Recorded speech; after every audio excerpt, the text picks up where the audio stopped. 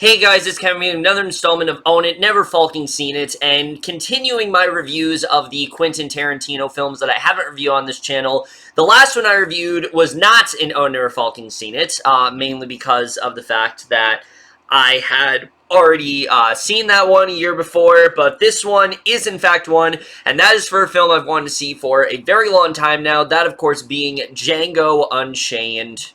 And what Django Unchained is essentially about is we center on this slave named Django, and basically he is someone who has been tortured physically and emotionally throughout the last few years of his life and things like that, and basically he gets an opportunity one day by this slave owner to basically break away from that if he goes after some slave owners, and basically he now is in retaliation for what they've done. He's in full revenge mode, and he's going to make sure that they pay back for, basically their transgressions against him, and that's really all I'm going to say.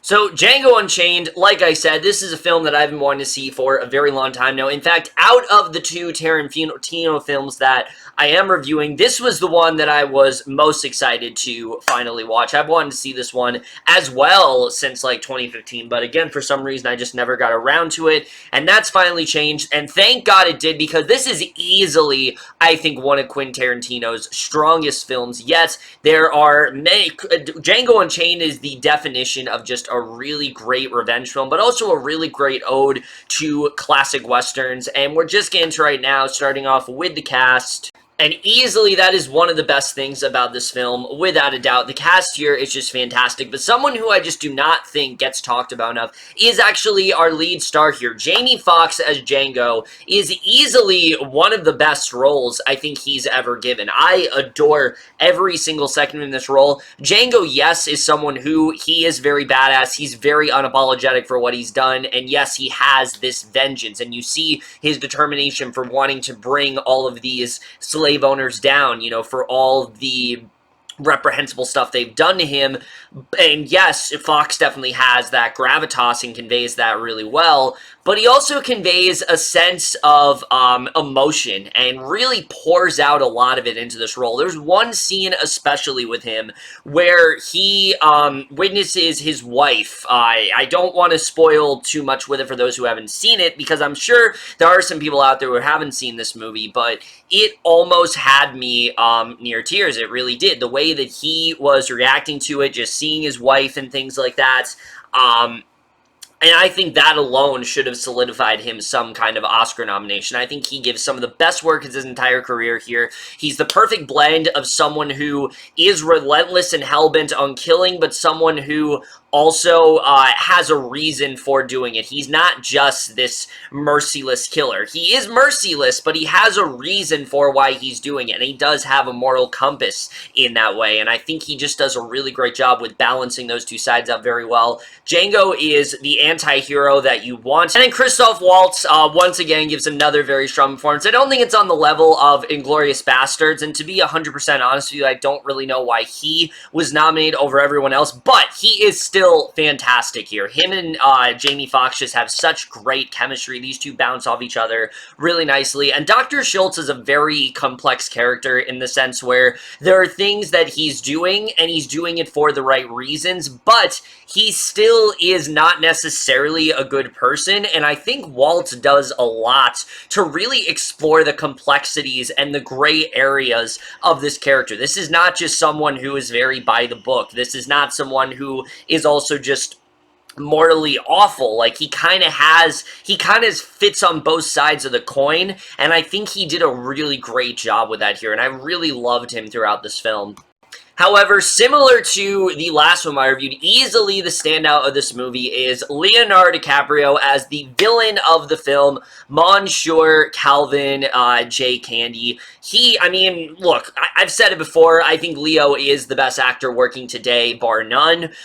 So of course, I'm going to be a bit biased, but this film very much shows why we take him for granted, how great of an actor he really is, and he just does an incredible job here because he plays a role that we don't see him play very often. Most roles that Leo plays, he's very rootable. He's the leading man, you know, he's so charismatic in that role, whereas here, it's the complete opposite. Calvin is someone who, yes, he is very approachable, he can be very negotiable, and he's someone who can come off as very charismatic, but you can see that deep, seething hatred that he has for slaves. You know, he absolutely despises them, and you know, just the brutalness of what he does and just the absolute menace of him slowly unraveling throughout the film. DiCaprio just does such an incredible job. It's another one of those performances where you just wonder how he did not get nominated for this. I mean, he just does such a fantastic job here. He really shows the range he has, and I think it's probably one of his most impressive performances to date because of that, because he has to convey a whole other sense acting-wise that we've seen before. We don't really see him play a villain very often, but this film very much shows just how versatile of an actor he really is, and I think he just did everything he possibly could to make this performance as menacing, but also put so much dedication in here as well. I mean, the fact that he, you know, broke his hand during this film, but he still kept going. I mean, that alone just shows how dedicated he really is to this role, and I think he just did some absolutely stellar work here. Easily one of his best performances by far. And then the rest of the cast, I think, also does some really great work. Kerry Washington, I really did like here for sure as Django's wife. Hildy, I thought she definitely did a really great job. Sam Jackson, I mean, as always, he's great. But again, he's not playing the typical Sam Jackson role. This is a guy who, yes, he is very much someone who is black, but he's not the type of, you know, he's not your typical slave. This is someone who hates the fact that he is black. He hates the fact that he's a slave. And he's kind of been, you know, conditioned into thinking that this is bad and that all slaves are bad and things like that. And the dynamic between him and Leo especially is really great to see. They do some really interesting stuff with that for sure. And Sam Jackson, I mean, he's just as entertaining as ever, but again, it's similar to Leo. It's a whole different aspect than we really see, you know, most times. The entire cast really does an incredible job here. Walton Goggins, as always, is great. You know, Bruce Stern pops up for a little bit, and he's fantastic. Everyone just completely kills it in this film. But now let's get to the directing and the writing here, which, I mean, this is Tarantino in top form in terms of directing. Films like this are just kind of his bread and butter, and I really love what he is able to do here because, yes, again, it has that relentless feel. It's not like the previous film I reviewed where he's holding back a bit. No, this film is very brutal. It's very graphic. It really is often very high octane in terms of its action and things like that, but it also does a really great job with channeling that Western sort of vibe, and I really enjoyed that for sure. This film is very much a Western in every way possible, and I think that's something that Tarantino did a very good job with for sure. You can tell how much he admires the tone of Westerns and things like that, and he really does implement that sort of style into here quite well, and that's something that I very much enjoyed in this film. There's also a lot of great humor, which is injected in every Tarantino film. That's the case, but it's injected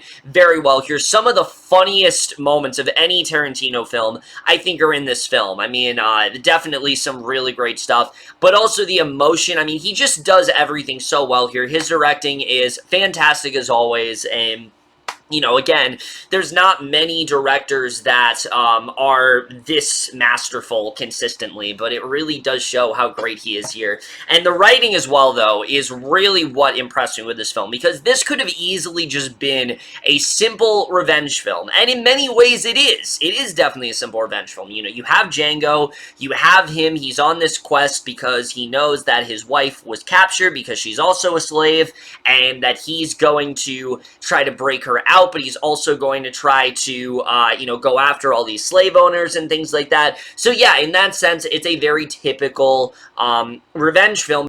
But the characters here are really what elevate this to being more than just a simple revenge film. Django especially, he's very conflicted. While at one hand, he has a very good reason for why he's getting this justice and why he feels he needs to unleash this retribution and, of course, trying to rescue his wife and things like that. There's a part of him that is a little bit conflicted with the moral high ground of it all. Is this a good idea? Is this something that he really should be doing? Is this going to go in his favor?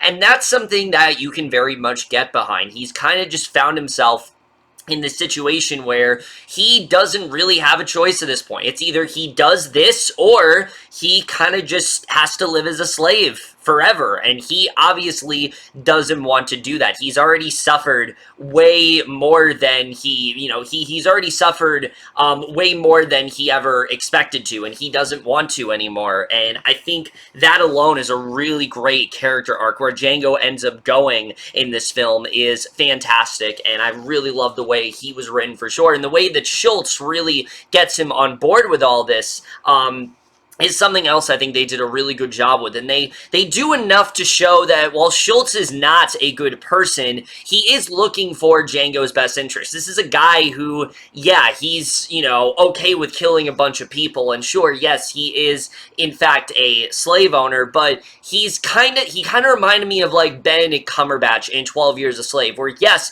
he is a slave owner, but he has better intentions than everyone else, and I think they did a good job with showing that here for sure. But something else that I really did love about the writing here is that even though, yes, this film is a lot of fun, it has some really great humor for sure. I mean, there is one scene especially, it's depicting the KKK.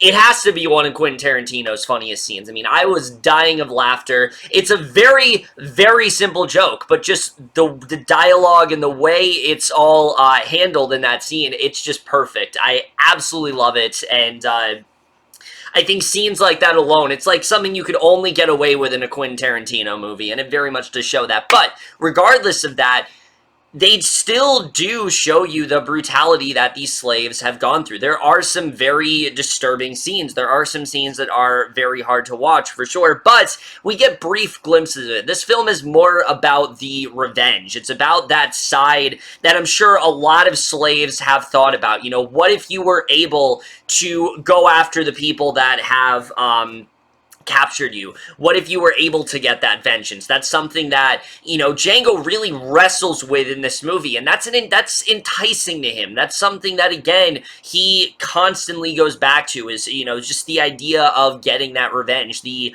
amount of shit he's been through. He's finally going to be able to get out of it, and I think that's something that is very well presented for sure. But they also do a good job with showing the slave owner's perspective. Calvin Candy especially is probably one of the most repugnant and disgusting characters Tarantino has ever written. But again, he's just as compelling, and he's someone who you are weirdly sort of, you are weirdly sort of wanting to know more about just because of how intriguing he is. It's not just because of DiCaprio's acting, but just the character himself is very well written, and you're also relentlessly terrified of him. I mean, especially when you know what is actually happening, you're just waiting for that you're just waiting for him to erupt. And there's one scene with him especially that really just shows how terrible of a person that he really is, and I think they do a really great job with that here for sure. So yeah, the characters are just very, very well written here, and I really do love what they do there for sure. And once that conflict does fully come to fruition and the tension fully erupts, oh boy, does it not let up. And it leads into what might just be one of my favorite third acts of any film. I mean, seriously, it is so insane. It is balls to the wall crazy. And look, Tarantino, he's always known for doing really insane action scenes, but they really up the ante in this one in a really incredible way. And it's probably one of my favorite climaxes in any film out there. And everything about that is fantastic and really does elevate what was already a perfect film. So yeah, the writing here is just great. There's so much to really adore about it. But the cinematography is also really great here. I mean, as usual, the cinematography is always great in every Tarantino film, but this one really does a great job with putting you in that 1800s environment.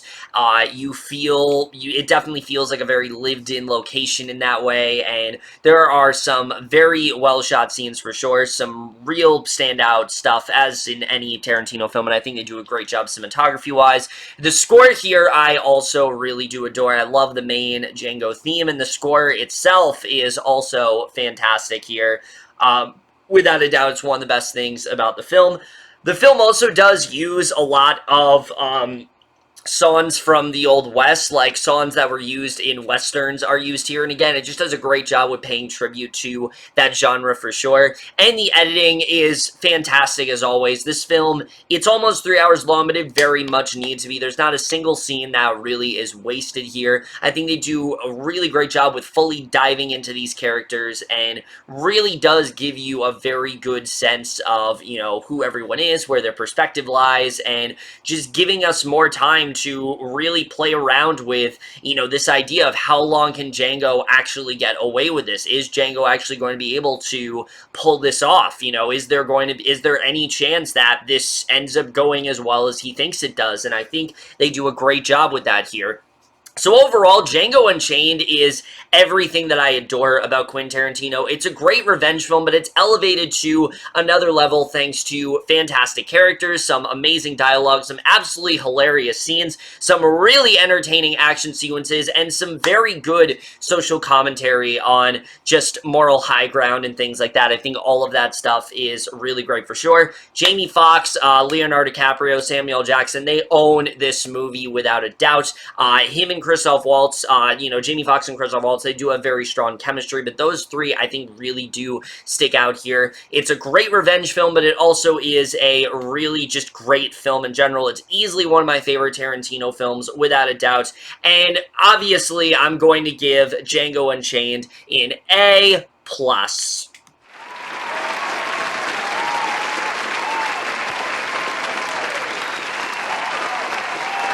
And with that, guys, that concludes my short little review of Tarantino films before Once Upon a Time in Hollywood. That will be my next review.